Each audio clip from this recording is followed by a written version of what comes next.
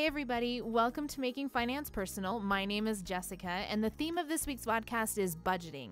I decided before we can make our money work for us, we should probably make sure we actually have money. Effective budgeting is all about creating habits, and today I want to focus on 4 important points: collecting information, dividing into categories, setting goals, and accountability. First, collect your information. Before you can put your pencil to paper, you have to make sure you have all the information that will go into creating a budget. Go find old pay stubs, receipts, bills, anything that affects your finances, even if that means digging through cupboards or under the seats of your car. The further back you can go, the better picture you can create of your income and expenses. Step number 2, divide those into categories. This is where the budget actually starts to take shape. Lump everything you spend money on into categories. For example, food, utilities, entertainment, and education.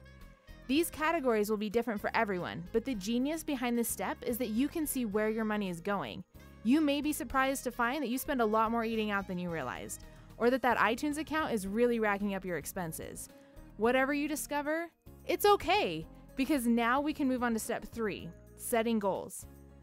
The title of this podcast comes from another awesome quote I love by American publisher and author William Feather. He said, "A budget tells us what we cannot afford, but it doesn't keep us from buying it."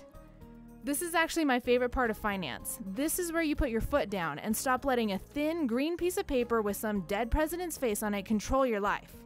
Look for areas you can improve in and set specific goals to limit spending in the categories you created. And then pat yourself on the back because that was hard. But the next step will make it all worth it.